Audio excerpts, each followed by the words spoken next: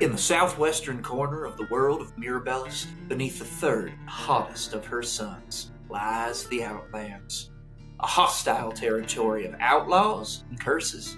And yet, among the unforgiving sands, there's mystery, treasure, perhaps most importantly, freedom. It's these temptations that bring folks of all kinds to the Outlands. Want to meet a few? Well then, how's about a little roll call? I'm Ben Pimental, and I play Alden Ambergris, a man with as many secrets as coins in his pouch. I'm Gurkowski, and I play Percival Wynnemark. I don't try to be the best, it just keeps happening. I'm S.J. Nelson, and I play Madge Smalls. All I really have is a ladle and a dream, and some visions.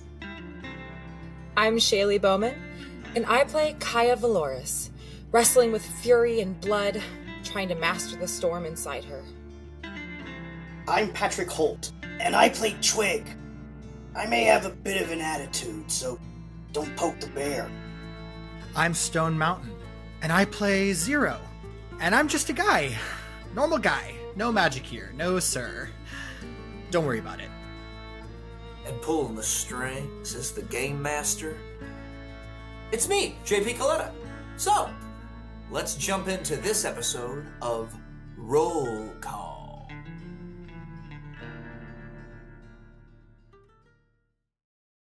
So if you'll recall from last time when we last met our heroes, they had recently arrived in the town of Duskrith. By multiple means, whether walking or being driven in by a large Goliath named Boris, they all made their way into town and found themselves at the local bar run by Elbow, a kindly yet seemingly a bit dim local to the area. Now, whilst drinking and getting to know each other, suddenly there was a crash at the door as a bunch of outlaws broke in and declared, "This is a holdup! Money in the bag and everyone on the floor." And I just realized I think that's a totally different voice than I did last time, but we're going to leave it in because that's fun. New canon voice. They would have noticed if you hadn't said anything about it. They would have won. All right. And I believe I had everybody roll initiative last time, so we already have initiative order for this here combat. So, as a reminder, we are now in combat. We've got your initiative order is Madge, followed by Twig, followed by Percival, followed by Alden, followed by Zero.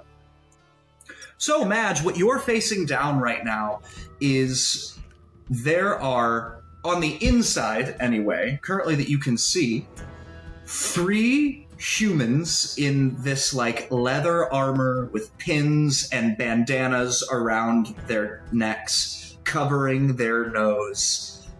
And leading the charge is the guy who's waving a gun around, and this is a 6'8" about orc with these large tusks that are sort of disjointed, one facing up and one that's facing sort of to the side, with this grayish skin and a long scar running along his nose. I'd say all bandits are somewhere within 10 to 15 feet from you. Cool. I think Madge is going to slowly start sinking down to the ground. And just very slowly. She's never been in a situation like this before.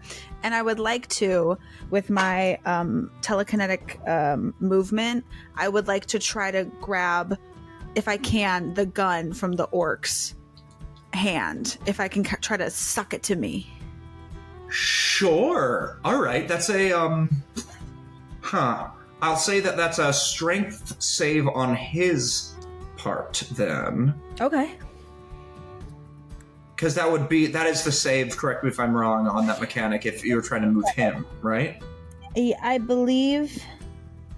Beep, beep, beep, beep, beep.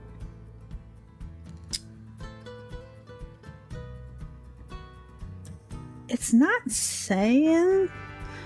You can move an object or creature with your mind. As a magic action, choose one target you can see within 30 feet of yourself. Blah, blah, blah, blah. You transport the target up to 30 feet to an unoccupied space you can see.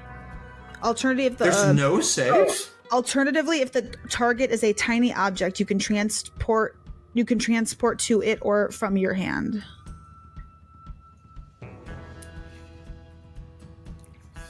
Fascinating. There's no save? You know what? Since it's a tiny object, I'm gonna make it a dex save. Actually, since it's to hold on to an object that's moving, because you're using it on the object. Yes, on the gun. On the gun. All right. So I suppose you can roll since there's not a DC. Roll a contested dex. A what? Just roll a dex. Oh. Roll your dexterity. Okay. Where's my dex? Boop, boop, boop, boop, boop, boop. I don't have that stat. I only have dex. I was like, what? Ooh. That's not good. That's a 6. A 6. Unfortunately, he's gonna roll a. He's got a 15. He got a 15 on that dex save. So I'm gonna say, unfortunately, he does manage to hang on to the gun. But that was a great idea. Thank you. You sort of reach out and try to pull it, and he feels it move, but he just it moves an inch out of his hand, and he reaches out and grabs it, and starts to look around for the source of that magic. I think Madge's gonna go, oh, dang it, and then slowly put her hand up, like keep going down and slowly put her hand over her face to try to she thinks that'll help. And I'm not sure if I wanted to, if I could do anything else. I think I'm all good for the time being. That was my action. Oh, okay. In that case, it is going to be that orc's turn. I'm gonna, just for fun, I'm gonna roll an intelligence check to see if he can tell where that magic came from. That is a natural 1. So he just sort of goes, damn oil spill. And he goes ahead and he's gonna go ahead and fire off a warning shot at the bartender instead. Money in the bag. And it's just gonna boom whiz past his head.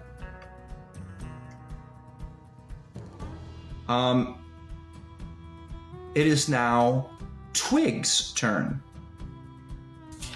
Oh boy. Can I ask a couple clarifying questions? Yeah, sure. So, do all of the enemies have guns or just the one? All of the enemies have guns, yes. Awesome. And what's the spacing in this? Yeah. So I'm gonna say that there's essentially 3 guys who are about 15 feet depth-wise from you in sort of a triangular formation behind the big boss, who's who's 5 feet in front of them, sort of in the center of that triangle. So You got about 20 feet, 15 feet, 10 feet. Great. I'd like to step maybe like 5 feet forward. And can I also angle myself so I'm kind of in front of the barkeeper? Sure, yeah. And I'd also like to... Twig will turn to Zero and say, Zero, get behind me! And he's gonna cast Warding Wind. So that puts a wind around me in a 10-foot radius. It does a bunch of shit, but the main thing is that ranged weapons have disadvantage on attack rolls if they pass through it. Yeah. Oh, hell yeah. Also, I can't hear anything anymore. Wait, You can't? It says it deafens me and other creatures in its area. We've been having tech problems. Don't scare us like that. I mean like Twig can't hear anything. Me, the character. I'm in character.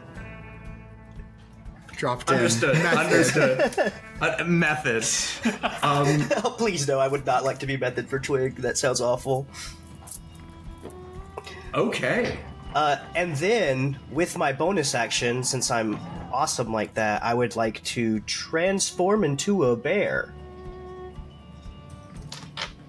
Hell yeah. Okay. Hell yeah. And since Warding Wind is a concentration spell, it stays up. Can you tell us a little bit about what this bear looks like? Yeah, so he's like classic grizzly, big fluffy boy, and he keeps the scar underneath his eye that Twig has, and he keeps a little bit of the shock of white hair that Twig has. So he's got like one kind of line of white that goes from his muzzle up to like the top of his head, and he's got a scar underneath his eye right here. But other than that, he's just a big sweet bear. He's all like,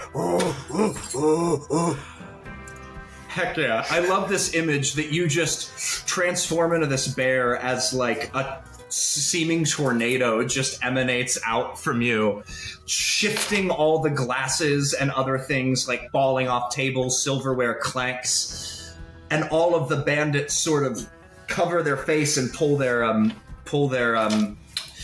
bandanas up further to cover their noses and eyes. Heck yeah. That's movement, action, bonus action, so I'm good. All right. I love that. It is now one of the outlaws' turn. And seeing that bear, he's just going to start screaming, though you can't hear it.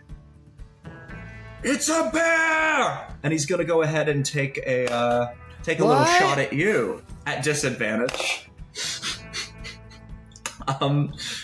And that is only going to be at disadvantage 10 to hit, which I do believe misses. You are correct, that will miss me. Yeah, so he goes ahead and is just like, it's a bear! And just fires off a shot, and it doesn't even come near you. It starts firing off towards you, but the wind just picks up and tinks it off in another direction, and a bullet hole goes through the scaffolding. All right. And next up, we are at Percival.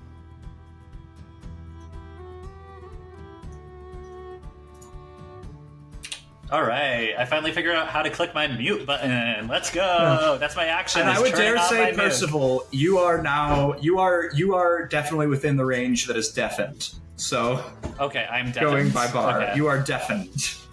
Okay. Okay, then in that case, what you see out of the corner of your eye is a blur of white pop out of a little leather satchel that is across Percival's chest as Glimmer Scamper, the weasel, joins the fray. So Glimmer Scamper is going to run around the feet of that large orc towards the front and give me the help action by trying to distract him a little bit. And I'm going to cast Chromatic Orb.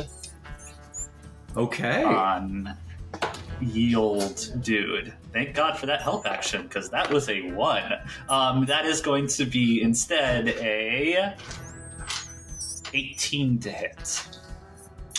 An 18 will hit. Thank God. If it didn't, we'd be so screwed. 6. We're doing You're good. only level 3. 5, 7, 6, 5. That is 18 points of fire damage. I'm going to cast that with fire. 18 points of fire damage. Wait, no, I just did that math wrong. Wait. 16 points. That's still really fucking awesome. I'm really good at math, guys. I don't know how to add 3 numbers. So, that's awesome. So as the wind circles around, Glimmer Scamper like runs through the tornado, and this guy's just like looking down. He doesn't know where to look. There's a weasel at his feet. There's a tornado happening, and he gets hit in the head with a fork, and he's like, "Oh, what?" And he looks up just in time as the tornado of wind catches fire from your hand as your chromatic orb joins with the tornado and just sends like a spiral of fire at this guy. And he looks just in time to get hit straight in the face.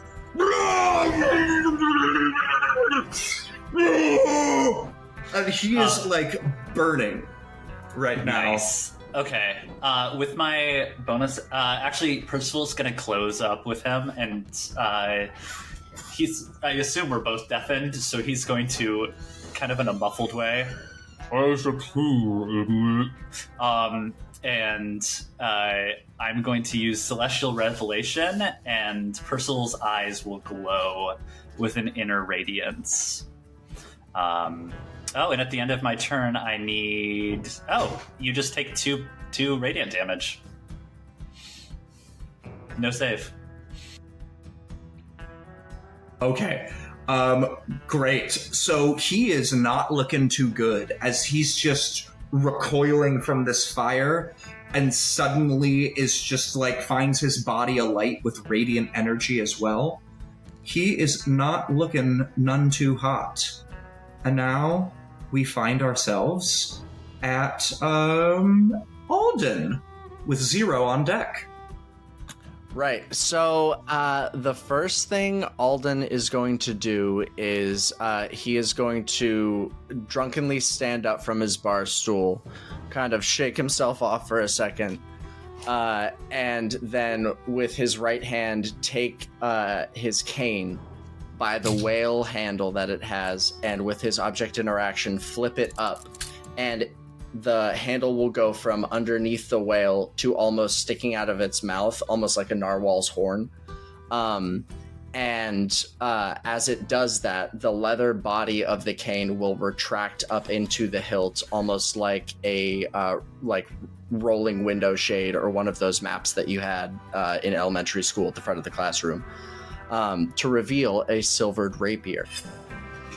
And he is going to move over to flank the outlaw that Percival is in melee with, and he is going to attack. Yes. Okay. And question, disadvantage? Oh, I see what you're saying. Well, my base question is normally would it be a disadvantage? Normally, yes, it would be. Cool. But I suppose with flanking... I will give you this. It can be a flat roll considering Percival's in melee. He's covering his face from being burnt off in fire. A fork just hit him. He's in the middle of wind, and there's a weasel running around his feet. He's so confused. I will say your drunken strike can be at a flat roll. Love this, love this. Yeah, so he is going to move around the back of him and just take a single jab with his rapier for an 11 to hit. And even with that, it does not hit. Yep. Well, he is going to, while he misses, he is going to look over at Madge, who is, I believe, on the ground. And that is correct. With his bonus action, he's going to call over to Madge and say, "Hey, Madge, right? What? Get up and fight. Use your size against him. He's bigger. Run between his legs. Give him the old 1-2. All right. I'll give him the 1-2 and then the 3-4 if I can. And 5, 6, 7, 8. Here we go, baby." And that is Alden's turn. And I need everyone who can't see this to know how much I was using the mute button to contain how hard I was just laughing at that insanity. Okay, no notes, nothing to add. Great, we have to move on. So that happens. Zero. How you gonna? What are you gonna do after that? The battlefield is in chaos. Zero is going to look down at his very brave, very powerful friend who's turned into a bear, and is gonna sort of pat him on the rump and be like, "Yeah, you go get him, Twigsy." And then bravely, I'm gonna leap over the bar and duck down and take the hide action. So bravely. I love that. And just for shits and giggles, can you give me a stealth check? Yes. Since you're hiding. Really good. I got a 21. Awesome. Brave 21 Awesome. stealth. Yeah, a brave 21 as you egg your friend on and immediately hide behind the bar. Kletz is standing directly next to you, and he just looks down at you and sort of shakes his head. Twig usually handles these things. It's fine. He doesn't need my help. Don't ask me. I'm just a bartender. And with that, it is now one of the other humans' turn. Go humans, and he's gonna try to make a run for it out of the wind, which I understand is difficult terrain. But remind me, Twig, how big is the circumference of the radius? The wind is a 10-foot radius centered on me. 10-foot radius center on you. Okay, yeah. So he is going to have enough movement to eke his way out of that just barely by 5 feet. And he is going to also take a shot at the bear, which is now at Bring it, dude. Bring it. a flat roll. That is going to be a 15 to hit, what's your bear AC? It doesn't matter. I get to use my own AC, which is 17.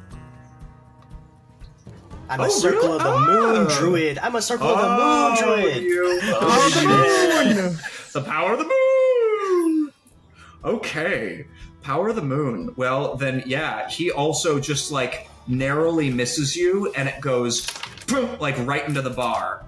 And he just sort of is like shaking as he looks at your bear form.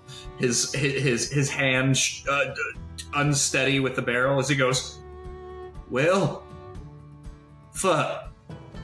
And it's now going to be the last human's turn. And he's going to run the opposite direction out of that and be like, I'm coming! Somebody get that bear! And he's going to go ahead and take another shot at the bear. That one is going to be a 17 on the money to hit. Bring it. I still got 9 temporary hit points. Let's go. Was it at disadvantage because of warding wind? No, he stepped out of the warding wind. Bullets that fly through it Go have through it. disadvantage. Any shot that goes through the wind. It's like, it's disrupting ranged attacks. Well, I'm sorry. Well, Attorney at Raw. Mr. Stone Mountain, attorney at rules as written. Look who actually read the rules. Nerd. And that is, unfortunately, going to be a 15. Yeah, that'll straight up miss. Thank you, Stone. Hey, happy to be here. You may So be bravely he goes ahead, cowering, he takes but a shot. He takes a shot that would get you right between the eyes, but the wind just goes and sends it into the rafters right next to that first bullet that took a shot at you. There's now just 2 bullet holes that are Curve the beginning bullet, to you form like guys. a smiley face with 2 eyes. All right. I muted myself before I could say this. And with that, we are now back at the top of the round with Madge. Here she is. I think after having that conversation with Alden, she's like, shit, I got get in there. And so I think she starts rolling towards the people But then she's like, shit, I gotta get up. And so then she halfway to the orc, she's rolling kind of like, and then she's like, I need to stand. So then she stands up, and then from her back, she yanks out the largest ladle you have ever seen in your entire life. Like, just a huge ladle with immense power. And she's gonna run towards the orc, I believe. Yeah, I'll run towards the orc. And I'm gonna go 1, 2, 3, 4, 5, 6, 7, 8, and then I'm gonna try to smack him over the head with my ladle. And you've got the Go help for action. it. And I have the help action. That will be what will that be? That'll be a dirty 20 to hit. Dirty 20, that hits. Go ahead and Gorky roll me Gorge. some damage. Absolutely. 2d6 plus 4. Wait. Okay. And then, okay, 4, 5, 6, 7. That'll be 11 points of damage. And Homeboy needs to make a Constitution saving throw. On a failed save, he has the prone condition. I believe he has to, it's a 14, I believe. You know, I would have him make that save if he were alive to make that save. How would you like this to go down? I think Madge is feeling very inspired by this strange southern man who told her to get up and fight. And I think I think she goes in her head, she's like 1, 2, 3, 4, 5, 6, 7, 8, and then she looks at him and just holds it for a second, and then just it's like, all right, and then bam, it smacks him on the top of the head. It is very Looney Tunes as well. He's already like burned and confused. He just takes his hands away from his face long enough to see the ladle coming, and you watch as he goes cross-eyed. And just the life leaves his eyes as he falls immediately backwards, landing with a thud on the floor and creating a break in the wood of the floor beneath it. And suddenly you hear a sort of shriek from the corner of a man that you might recognize going, well, shit! That's gonna cost a lot to repair! It's Elbow. But anyway, and now, well, it would have been his turn. It would have been that orc's turn, but he's now dead, so we're gonna go to... It's the bear's turn. Get him, Twig! Just need one moment to recover. Yes. So he's gonna look at, I guess, the one that shot at him and the one that got real scared. What do you say? Fuck. Was that right? Yes, that is the one all the way.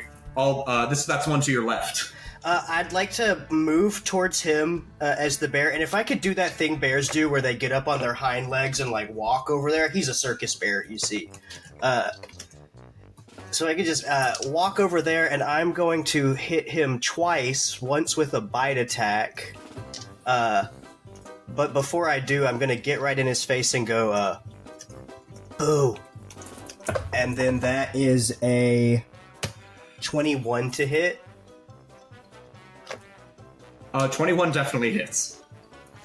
Oh, good. Thank God. So that would be 7 points of piercing damage.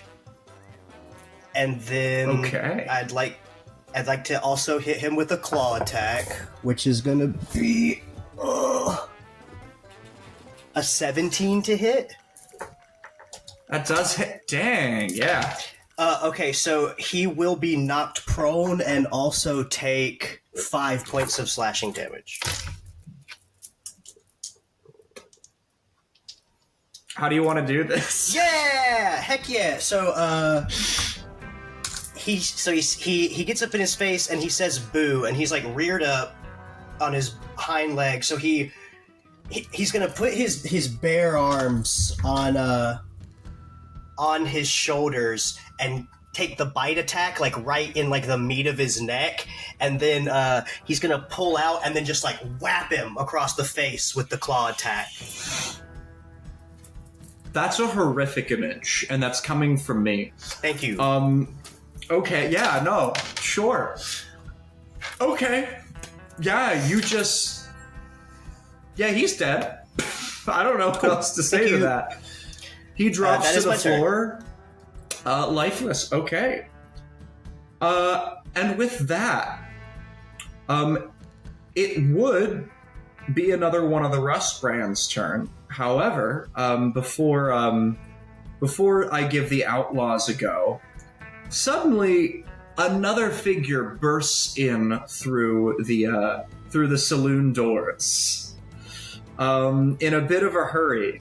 Shaylee, Absolutely. Yeah, so I think the saloon doors slam open, and in strides Kaia Vaeloris.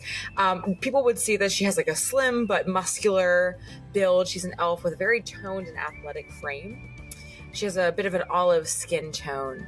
And her skin looks very, very warm and kind of baked from the sun. She has freckles kind of scattered across her nose and cheeks, and bright green eyes are squinting very sharp and intensely, kind of sweeping across the chaos like a hunting hawk. She has dark brown hair that's kind of wild and has wind tossed, and it's shaved pretty close on the sides, on one side, in a sharp undercut, while the longer top and back are kind of thick and layered, forming like a tussled calic. A few strands are kind of like braided and pulled forward to like frame her very angular face, and the rest is kind of like flying loosely as she moves. And there's simple gold hoops kind of glinting from her long pointed ears. She also has a fitted leather corset on that has faint, like high elven knotwork, and then cinched at the waist with a wide belt from which short, kind of uneven, like leather panels kind of hang for the ease in movement. She also has some leather wraps that bind her forearms, and her worn, like mid-calf boots kind of hit the floor like war drums. And in her hand, people will see that she has like a massive great axe that's kind of humming with the sand that's kind of swirling around the air. It has like weathered mahogany as the wood of the hilt, and you'll see that she has a small globe of sand that kind of dangles from her neck on a fraying twine. But she doesn't waste for any words, and with a fierce kind of look in her eyes, you'll see that she is actively going straight for the counter and looking for elbow. Yeah, so as you come in and you're looking for elbow, you go right to the bar. Coletta's kind of standing there, and he just he's literally stunned right now because he's just watched this giant orc come in, and with a matter of seconds, his face was melted, he was whacked with a ladle, he fell over, one of his customers turned into a bear and ripped the throat out of one of the other bandits, and now there's a gale of wind.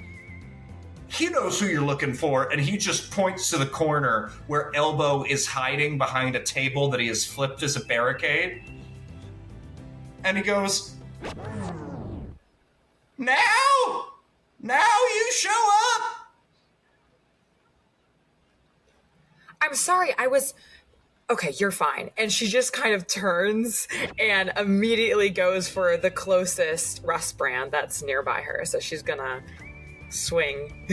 Yeah, that would probably be the other one to the corner that you have, the one that has yet to go yet. The one that also took a shot at Twig. Go ahead. All right.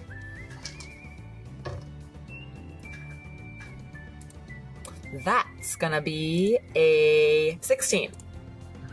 A 16 does hit. Slay. Okay. All right, cool. Let me get you.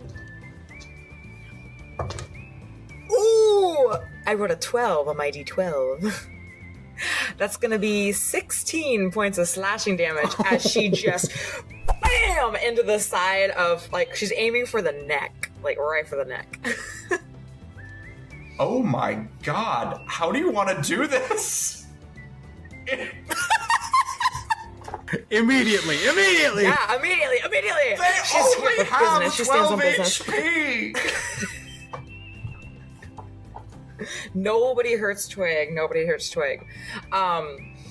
Yeah, no, she does exactly that. She's like, okay, you're fine. And she just turns around, locks eyes with this Rustbrand, who I think she sees kind of going for elbow in that corner. And she just completely, with like the great axe kind of swirling with sand, kind of glows a little bit, almost like red hot, and she just cleaves it into the side of its neck. And is there another Rustbrand within 5 feet of that one? There's not within 5 feet, no. That right. They are spread out. That right. Just seeing. And her eyes for a quick moment glow a little red, as she's kind of heaving enough. with her chest. Absolutely. Great. So it is now the last remaining of the bandits' turns. He is pretty close to Twig, but not close enough to be in melee, and he's just like, what the hell just happened? He looks around and goes, nope, didn't sign up for this! And he's just gonna go ahead and make a break for it out the door of the saloon. Which, technically speaking, he does have enough movement to get just outside the saloon doors. So he will exit the room. And that is his whole turn. It is now Percival's turn. I will let you do with that information as you will. How far away did he get from Percival? Well, there's now a set of saloon doors between you, and I would say that he's probably about 40 feet from you. Okay. 40's tough. Okay. Yeah, actually. So you're going to see Percival's, the spaulders on Percival's shoulders start to spark with red energy. And with my bonus action, I am going to actually... A warhammer is going to appear in Percival's hand, and I'm going to take the dash action to catch up to... I'm going to use all my movement and use my dash action to catch up with the Rustbrand. Yeah. Okay, yep. And then spaulders of his armor continuing to sparkle with red energy. I am then going to use Booming Blade and strike with my Warhammer. Okay. For a 22 to hit. A 22 does in fact hit. Okay, that's going to be, please high. 6. That is going to be 10 points of bludgeoning. And he now has a sheath of energy around him. And Percival is gonna stand here and say, an actual outlaw. Oh, this is so much fun. Hey, you should try running. Boom! So as he gets knocked around, he looks really dizzy, really rough, like he's about to fall over, and he's like sheathed in this magic. As you previously said, he was like, I wanted to try running. Boss said this was supposed to be the easy job. And he starts coughing up a little bit of blood down his chin. Okay. It is technically, technically we are now at Alden. Is the Rustbrand that Percival just hit the only one left, or are there still other ones standing? Because I know we've gotten rid of a lot in the last round.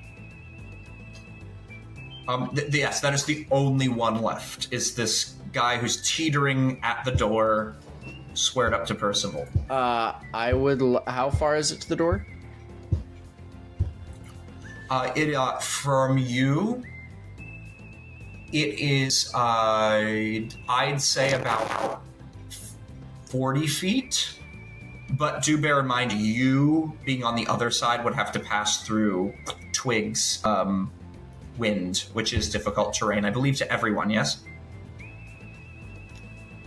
Let or me you could go double check, around, I think you're but right. that would take the same amount of movement anyway.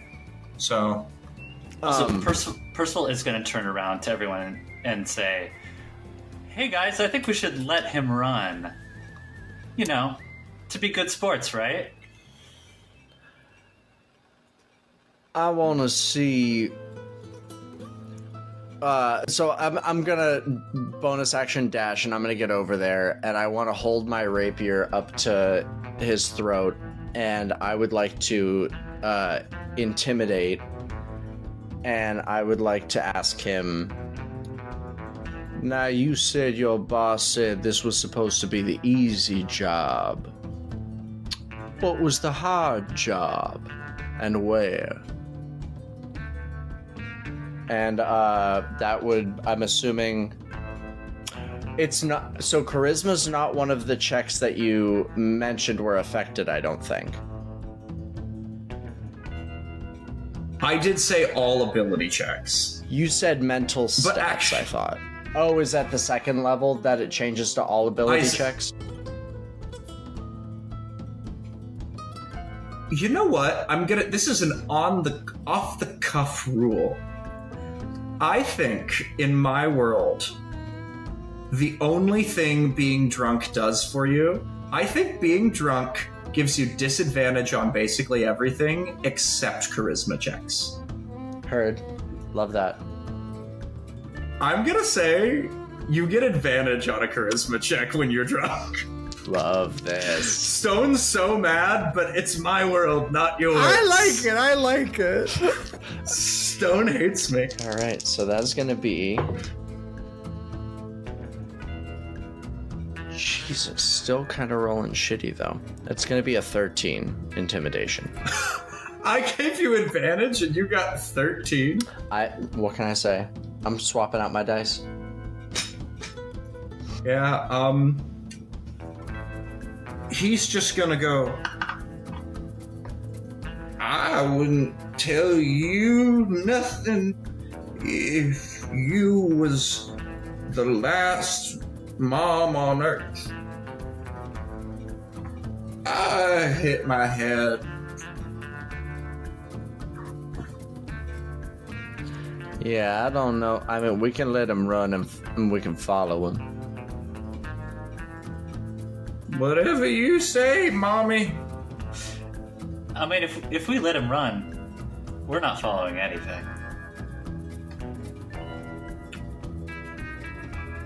What do you mean? Just watch. Uh-oh. Oh, are you gonna have your little friend follow him? Oh, I already did. Just let him go. Oh. Alden's gonna flip the cane down, and the rapier will get covered up again with the sheath, and he's gonna kneel down, and he's gonna put his hand on the side of the Restbrand's face, and just say, "Now, remember, Mommy loves you. Now I need you to go run back to Boss, okay? He's gonna be missing you."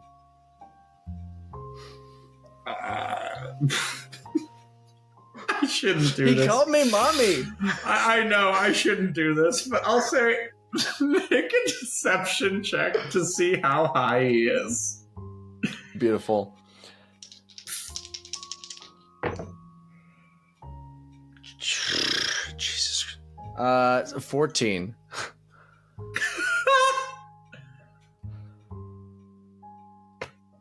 All right, 14, that's sort of in the middle, so I'm going to give you an in-the-middle response. Don't tell me what to do. You're not even my real mom. And he goes ahead and he just starts trotting off down the main strip. Quick question before you describe this too much. How much time has elapsed? I know we went out of combat. Has it been enough time for it to have been a full round of combat? I will say, if this is an ability that is based off of a round of combat, or if it's just based off of 6 seconds, this is a good time to tell the people at home that I don't subscribe to the 6-second rule. Combat rounds take however much time combat rounds take that is narratively satisfying to me. And that's the end of the story. But I will say, for the sake of Bridge just been out of combat, if it is... Yes! Flip that. I will say if it's based off of one combat round, I'll allow it. Yeah. Okay, he stands to his feet and he starts to walk down the street, and my booming blade goes off for 4 damage. So he literally, you're like, mommy loves you. He goes, you're not even my real mom. And he takes a few steps down the street and he goes, but I love you. And he just explodes before he can finish that sentence.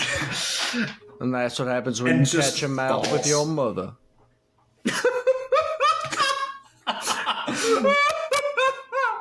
I hate you so much. Yeah, with that, combat is over.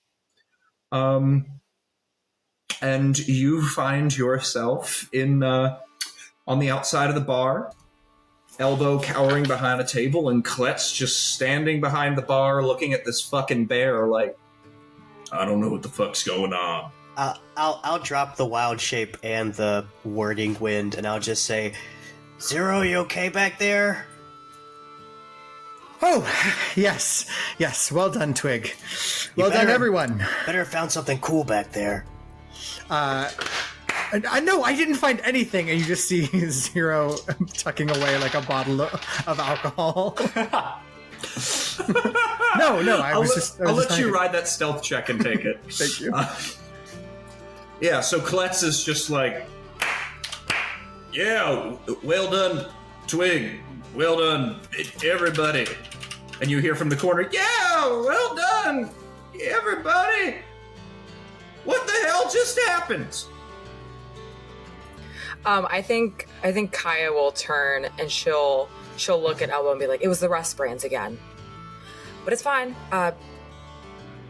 Thank you, guys. Are you guys the refugees? They're new here. I prefer businessman or researcher. A refugee's just a little presumptive, don't you think? Sure. Yeah. Yeah, what business are you guys here for? Oh, well, that's a little confidential. We're just researching the area. That's all. Not all of us, just a few of us. Yeah, I'm here on other classified information. Well, that's fun. Are your names classified as well? Oh no, I'm Percival. Oh, okay. Wynnemark. I'm sure you've heard that before. He has headshots. Of course. And Percival will once again reach into his bag and pull out a signed headshot and hold it out to Kaia. You can sell these for a lot, but you can have it for free. Cool. Thank you. Oh my gosh, I'll just put it in my stuff. And she's gonna put it behind her back, and then she's gonna crumple it up and toss it. Awesome. And your name? She's gonna kind of lean over and look at Zero, who's I think still behind the counter. Hello, yes, I'm Zero. You must be Kaia. We've heard a little bit about you. Everyone seems to be talking about how helpful you are. And this fight proves true. Oh, thanks, I try. Oh my god, tone it down. Twig, she seems important. Will you let me do what I do? So, you run the town? You're like the lead guard? What's your deal? Oh god. Oh no. Kaylin runs the town, but no, Right. I'm Kaia. I'm just here, you know. Hey, Kaia obliterated that guy with a battle axe, so Well, I've been we're training happy here to for a have little just while. Kaia. Well, you I've hid been behind the training. bar. Yeah. Strategically, it's good to get to get a bird's eye of the battle, so I can help my friends who are a bit more martially adept. He'd just get in the way. Oh. Zero for a moment looks crestfallen, but then immediately agrees. That is true.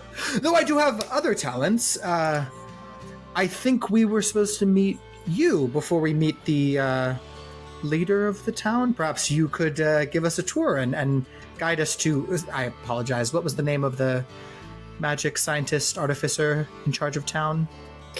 Kaylin? Kaylin, yes. Yeah. I mean, I could if that's what Boris said you were supposed to be doing. I mean, have you guys gotten settled in yet? Did you get into your rooms? No, Oh, no. we would love to rest our bones. Oh, sure. Yeah. Rest your bones. I mean, yeah, there's rooms in the back of the bar. There's a... Y'all can have the rooms if y'all want, but I don't mean to be ungrateful for, y'all saving the bar and everything, but maybe we could just help old Elbow out with the bodies on the floor. I'm so sorry, Elbow. I'm so sorry. And Kaia immediately picks up two of them by the feet and just literally swings them over her shoulders and starts taking them outside. Awesome.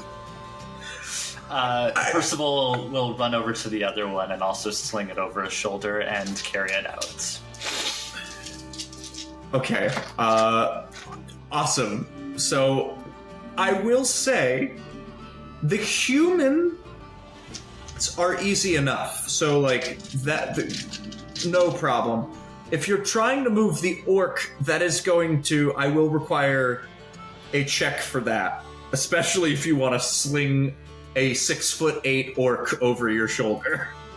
I think I was doing the two humans, but I mean, Okay. I don't know. Whatever's Yeah, closest. no. Percival will Well, try yeah, the sure. orc. Let's clear the humans first. Yeah. Great. Percival, I'm gonna need a strength check. That is a nat 20. Hey! And that's funny just to show off. Is that have we had a nat 20 in this campaign yet? We did. I think first session we had one. All right. I think all right. Ben It was did, but it was at disadvantage, so we didn't get to It was- have it. Well, that definitely right. happened. I thought we had Yeah, a nat yeah, 20 yeah. somewhere. I think Okay. there may have been. But that's a great nat 20 of the session. Awesome. Yeah, no, you all watch. I'm not going to go as far as to say it's light work.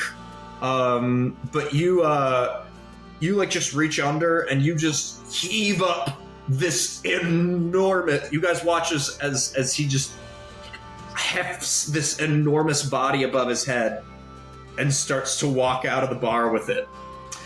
Right as Percival is walking out, there's a moment where the sunlight's creeping in, and Percival's gonna look over his shoulder, and his hair's just gonna fall perfectly. It just looks beautiful in the sunlight, and then he just continues walking out. Zero watches these two muscle-bound man and woman make quick work of these bodies, and he's still behind the bar where he should not be, and is just sort of watching them, sort of glassy-eyed. I think we're going to like it here. There's a lot of interesting people to meet. Yeah, that's good, Zero. Play it real cool. So, as you two get outside of the bar, dragging these bodies, you hear off in the distance, boom, a big explosion. And as you look, you can hear you see a little smoke rising and hear some muffled screaming.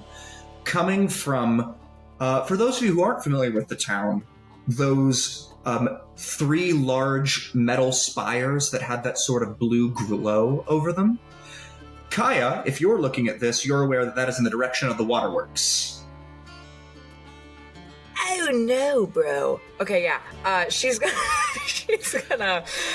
drop the bodies and just like she's gonna kind of whisper to herself, Kaylin, and she's just gonna kind of leave everyone and bolt straight to Kaylin. All right. Where she believes him to be. We're going? Oh, okay. I guess we're. I think that's the bigger job, the harder one. Percival's gonna yell back to the people inside the bar. We're running, guys! And going to sprint after Kaia. All right. So we have 2 of you headed towards the waterworks. Anyone else care to join? I think Madge will tag along. Yeah, absolutely. It's the perfect time to split the party. Are we gonna... do we... Zero will go, oh no, Twig, the town needs more of our help. Grab another bottle, leap over the bar, and run out before anyone can stop. All right, motherfucker, make a sleight of hand check. All right. You've ridden that 21 long enough. What should I roll? A sleight of hand. For sure. Yeah. I face no consequences. I rolled really good again. I got a 21. Just because I hate your guts, I am going to roll an active perception check. Fair enough. He is a commoner, so it would require an act 20. 14. Nope. Yeah, you just... The town needs our help! You steal another bottle of whiskey and run away. Okay. I guess I'll follow. Elbow just shouts, I'll be here if you need me! And you guys are on a rush out of the door. And now, as you all run towards the waterworks, you can hear the sounds of like clanking and yelling coming more into focus. And as you get there, you start to hear a familiar voice. Come back, you cowards! Come back and fight! Running like dogs! And as you come into view, you see the waterworks is this just cascading, overarching like structure of metal and like various bridges that connect these 3 great spires that glow with a blue luminescent glow. And you see that the smoke that you saw in the distance is coming from a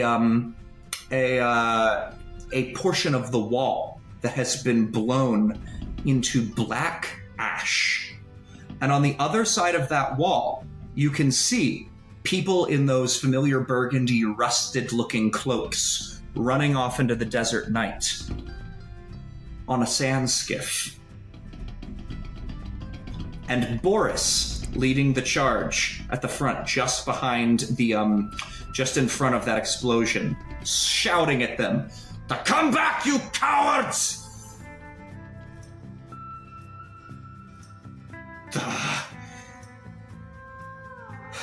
And he turns to, noticing your party. They run away. Quickly. Someone has to tell Kaylin. And Kaia's kind of out of breath. I'm sorry, I got here as fast as I could. There were rust brands in the saloon, so I helped take care of them. These are refugees. I meet them earlier. Oh, right. It's too late to take a skiff after them. They're already gone. Did they take anything? Can't tell. We need to assess the damage. I think they got some of the power sources, but it seems...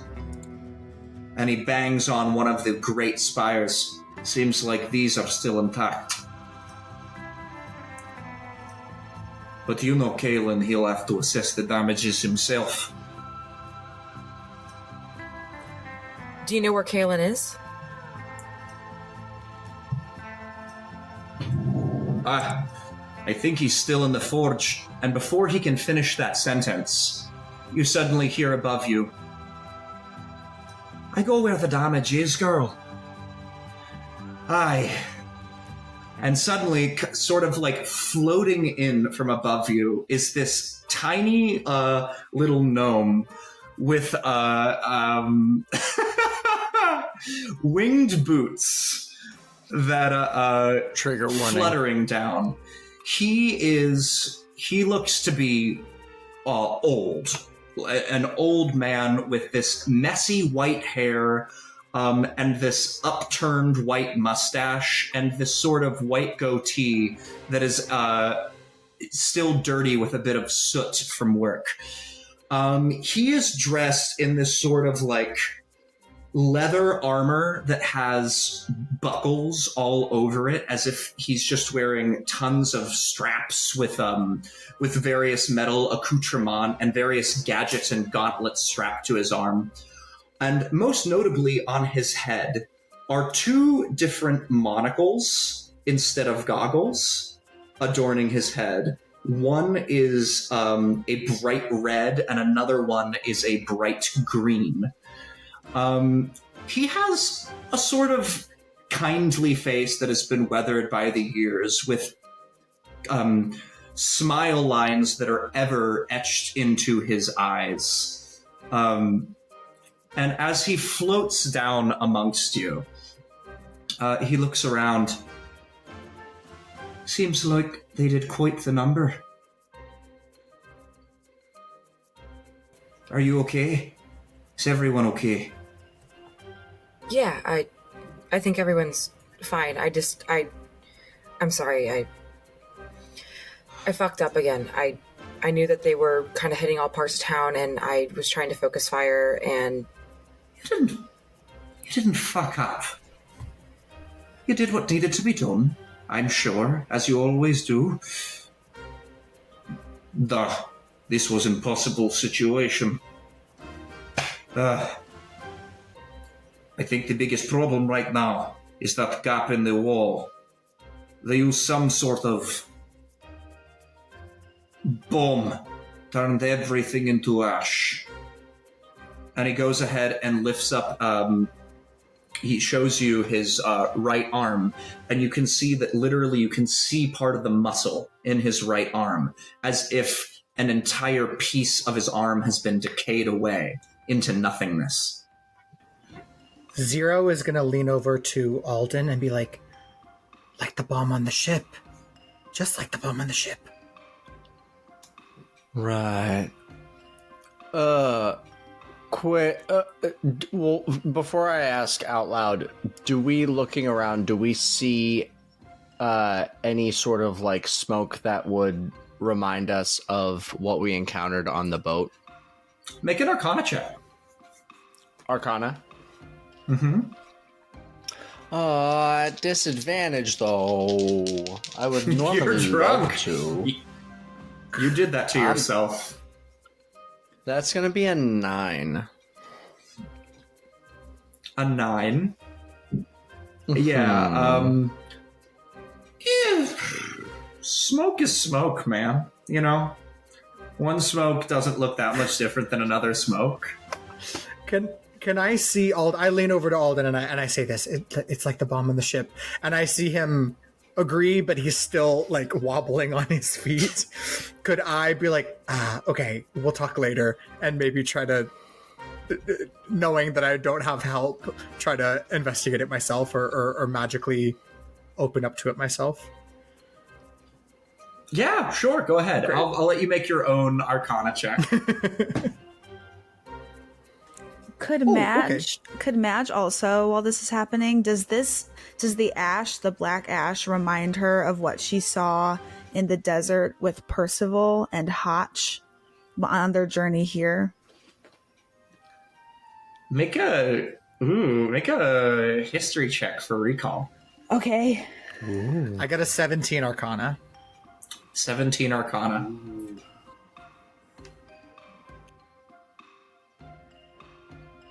That'll be a 10. I will say, Right in the because the history check was a little bit of a just to see if you really messed up. I would say for both of you, the answer is yes and yes. It is a similar level of decay. It is as if that wall had just turned to ash of its own accord. Can I also, has Kaia seen this type of decay before? I'd say roll a history check. All right. This DC might be a little larger for you. Okay. I don't have a very good... Oh, yeah, she knows a lot. That'll be a natural one. That'll be a natural one. You've never seen anything like, as far as you're concerned, this is just a bombs blow things up. Yeah, this is crazy. It does some things, but yeah. I've actually never seen the wall before. You don't know where this is. You've never seen this town before. Where are you? Yeah. But I will say yes, it does in fact seem like that for both of you. Kalen's eyes sort of widen as his eyes fall upon it, and he flies over to the ash, but he seems hesitant to get too close to it. Interesting. Very interesting. What is it? You're doing that thing where you say interesting and then you don't I explain. suppose the rest of you are the refugees that we were expecting. I can't apologize enough for your first day in Duskearth. We don't usually start with things this terrible happening. Oh, no, it's been fun. Oh, what was that, lad? Speak up. Is it often like this? I've been having a blast here. Well, not often, but sometimes. Normally this is a place of freedom, a place of wonderment, a place where man can breathe. But lately, these rust-brand outlaw folks have been giving us a wee bit of trouble.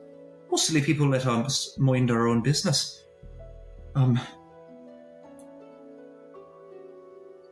But anyway, you didn't come all the way out here just to hear an old man rattle off about his life's work. I heard from Elbow along the way that you were instrumental in defending the saloon. I always go to check on Elbow first. He's not exactly the fighting type. I thank you. He really did seem to enjoy hiding behind that table, I will say. Yes, but luckily the rest of us were there to, sort of pick up the slack. Well, we have lots of questions for you, of course, but it seems like this town is in need of some help that perhaps could be compensated for. And we're more than willing to lend our hand if you need help taking care of those rascals who blew a hole in your wall or stole things for the right price, of course. Is that something that you'd be interested in? Kalen, was it? He flies down until he's on eye level with you. And he goes ahead and grabs the red monocle from atop his head. And you now see that his eyes have gone from this warmness to a bit of not incredulousness, not anger, just more almost a sad curiosity. And he drops the red monocle on, and he twists it, and suddenly it, with a little whirring sound, extends out, and begins to peer over you with the monocle. I will say, make a wisdom saving throw. Oh no! Have I been asked to roll a saving throw? Oh, I did, when I drank the alcohol. Okay.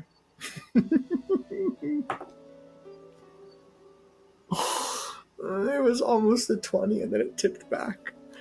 So that's a 2 plus 0. Ah. Appropriate. Yeah. So, yeah. He just looks you over. Interesting. Very low roll. He looks you over and over again. And then he lifts the monocle up. And where his eyes were wistful and sadly curious and almost a little afraid before, now they turn to a sort of sad concern. He goes, "Yes, the town is in trouble, as it seems are you. But never fear. Many folks around here are in trouble. And we help them. And we haven't done anything. If monetary compensation." What was that? We haven't done anything. What was that? You haven't done anything? No, of course not. I'm not accusing anyone here of anything. Most people who come here are in trouble in one way or another. And I can see that you carry a lot of pain and secrets with you. It's not my job to pry. It's only my job to help. And if gold would help, I'm more than happy to make you an offer. Because we are in desperate need of more fighting types, as I'm sure Kaia here can attest to. Most of us are free thinkers. Yeah, it's not like we're giving you, like, food and shelter or anything already. Kaelin just shoots you a look that says... It's a look that almost says, "You're right, but be nice." Oh, we'll do it for free, of course. I'm sure they'll all agree with me. We don't need money. No, we will not agree to that. Oh, I could also... I could pay too. This is If fun. multiple people want to that pay was- me and Twig, we're looking for multiple employers. I look, I don't know what this scientist magician is talking about in trouble. We've escaped our trouble. We're happy to be here and help, and Twigsy is great at helping, and I am also here. So let's all just keep it cool. Sorry, what were you saying, scientist mayor? He's going to go ahead and fly now over to Percival and drop that same red monocle back over and twist it. I need Percival, I need you to make a wisdom saving throw. First, I have to pick up my dice from the floor. That is going to be a 15 plus 0. A 15. For a 15. He looks at you and says,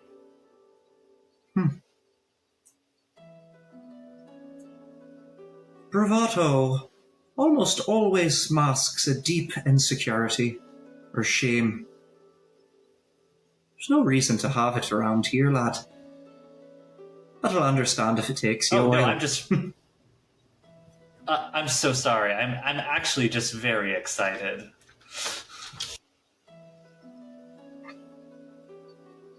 Certainly. But of course, there is certainly food and shelter and rooms to be had for you here. And I'm sure that we can find a place for, to give you gold and anything else that you might need to find your way out of trouble, into trouble, whatever you need to do to move along. Now, why would you be offering to get people out of trouble when you can't even get yourself out of trouble? You hear a voice from above you. And if you look around, you can't see anyone. What? Well, if I have wanted to get a good look at you for a long time, Kaelin. The great Kaelin Drosk. You're a bit of a legend around these parts. Now, let's see. Who do we have here along your side? And suddenly, on top of the one of those towers, you see just sort of shimmer into existence. A young, what looks like human male with blonde hair, like this dirty blonde hair, and these icy blue eyes that in the night just seem to like shimmer, almost as if they're moons themselves. Along his nose are like just these dotted little sun marks, almost a bit like Boris's, but not quite as red. He looks fairer than a man should out here, and as if he's never worked a day in his life. He wears a long, like, ruffled white shirt, a long sleeve shirt that is cuffed at his wrists, and long khaki pants that seems to imply that his shirt should be dirty by any metric living out here, and yet there isn't a speck of dirt on this man. He has a childish whimsy to him. Oh, but where are my manners? The name's Silas, though most people just call me the Shadow of the Sand. It's a pleasure to make your acquaintance. Indeed. And what would you want here, Silas? Well, it's not what I want, but what you got. I only want what I don't have. But now I have it, and I think it's time for me to be moving on. Don't you? And he goes ahead and fiddles around with a little vial. It's a metal vial that seems to have some runes etched onto it, and Kaelin's eyes glow. He goes, "Give that back right now. You don't know what you're messing with." "Oh, but I would like to. I really shouldn't have done this introduction. I just wanted to get a good look at your face and see who the newbies to the desert are. Pleasure to make your acquaintance. And what makes you think I'd let you get away with it? Well, the way I see it, you have two options. You can follow me, or you can stay here and stop these beauties from exploding." And he goes ahead and pulls out from his other pocket a long coil with that seems to be metal but has a red hot sort of like ruby that runs through the center of it, almost as if the gem itself has been stretched. Kaia, if you've listened to anything Kaelin has said, you would recognize this as a regulator coil, which is essentially the thing that keeps these condensers running. So as far as I see it, you got two options. You can chase me out of town, or you can save it. Up to you. Hopefully we meet again. I'd say that you got about 2 minutes till D-Day. I'll see y'all around. And he suddenly turns invisible. And with that, you hear a rumble. And suddenly, steam explodes out of the top of one of these giant condensers. And then, boom, another explosion from another one as more steam pours out from the other. And the entire ground begins to rattle. Shite. Well, don't just stand there. Help me! And that's where we're going to go ahead and leave off today's episode. Dang. What? Crazy. Oh, shit. Oh, bitch. Wow. Oh boy. Oh boy. Boom. Some stuff is going to happen. Well, I guess that was really fun. Before we go, I do just want to say a big thank you to everyone who's listening and watching. And as always, we want to shout out those incredible artists who did the logo design and the character art for our shows. At Real Simon Bouille and character design by Jules in the Rain. Their work is awesome, and go check them out on Instagram if you can. If you're enjoying the show, please give us a 5-star review on Spotify or Apple Podcasts or wherever you get your podcasts. It really helps us with the algorithm. If you're watching on YouTube, hit those like and subscribe buttons and the notification bell so that you can listen to new episodes as soon as they come out. If you want early access and bonus content like our downtime episodes, where we talk about each episode and give you behind-the-scenes scoop, head on over to our Patreon at www.patreon.com/rollcallproductions and become a patron today. And last but certainly not least, give us a follow on Instagram and Facebook at Roll Call Pod and tell us how much you're loving the show. It really does help us, and it means the world to us. Thank you all so much, and we'll see you next time on Roll Call.